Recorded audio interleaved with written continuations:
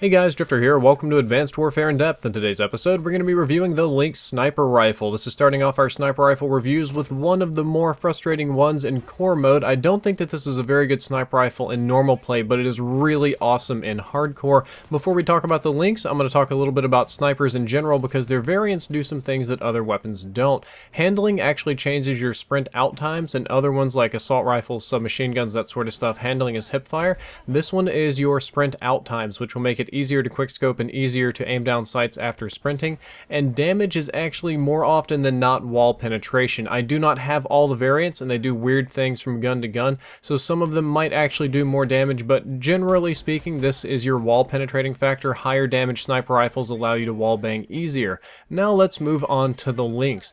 It will deal 70 flat damage, no decrease over range whatsoever. You get a 1.5x multiplier for headshots, or 50% extra damage on the head, and you get 10% extra damage on most of the upper body. It might seem a little bit funny this way, so I'm going to show you my character from Advanced Warfare. I really like the KVA stuff, and the areas in red are going to be the areas where you can get one-shot kills with the Lynx, and the areas in yellow will not get you one-shot kills, but they will deal extra damage. As you can see with the Lynx, it is headshots only, and the upper body will deal extra damage, which might cut them down if they're hurt a little bit, otherwise not, and you also cannot get one-shot kills on the neck, which is unfortunately, and it deals, standard flat damage everywhere else. It cannot one-shot kill with a silencer anywhere in core mode. Even if you shoot them right between the eyes, right square in the head with a silencer, it cannot kill them in normal modes. However, and this is the strength of the weapon, in hardcore modes you can one-shot kill anywhere even with a silencer, because the amount of damage that you deal with a silencer is still greater than the amount of health that you have in hardcore.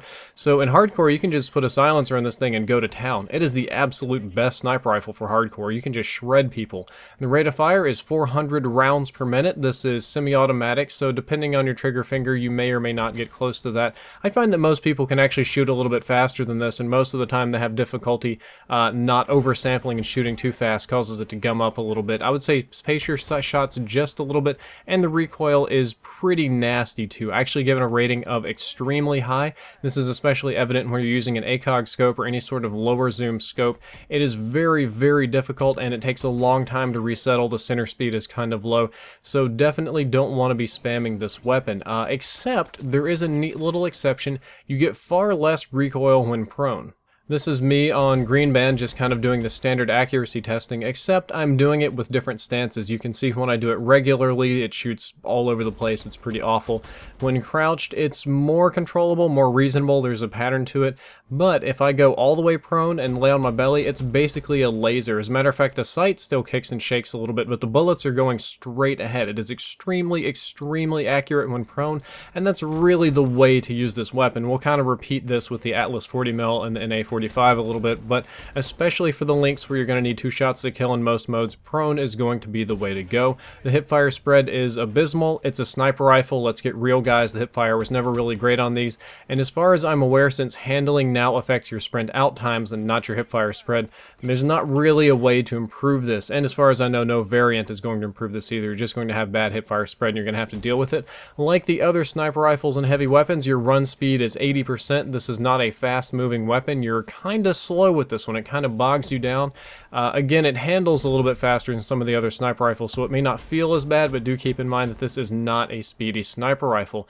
The best 2 variants, one of which you've seen me playing with almost exclusively here, are the tack driver, which I've been using, and the snake oil. The tack driver is an elite variant. You get +3 accuracy, -1 damage, -1 rate of fire, and handling. The accuracy is a huge improvement. It helps cut the recoil a lot, so that makes me far more comfortable with it. The tack driver is really if you want to do normal sniping. If you want to go back and lay down on your stomach and go prone and that sort of stuff, you can shoot people far better with that one. You won't find that the fire rate or the damage or the handling really affect this weapon very much. However, the snake oil is almost completely different. The snake oil has an increase in mobility, which is your aim down sights time, and a massive increase to your handling, which is your sprint out time with a decrease to fire rate. So if you want to kind of run and gun with this, if you want to run and be able to aim down sights really quickly, the snake oil oil is going to be the way to go. I still prefer the tack driver, but the snake oil isn't bad if you've done the marksman challenge and you have it unlocked. I feel that this is the very best sniper rifle for hardcore and a very bad sniper rifle for core. Unfortunately, there is one worse sniper rifle that I'm going to have to talk about. Hint, it'll be the next episode. It's not very good for core, but it's really awesome for hardcore because you can one-shot, it shoots fast, it's got a big magazine, it's got a lot of really good things going for it. And as for my advice, I would tell you to only shoot while prone and use a silencer. You got to get 30 headshots to get the silencer. It takes a little bit, not too long. You can do it in an hour or so.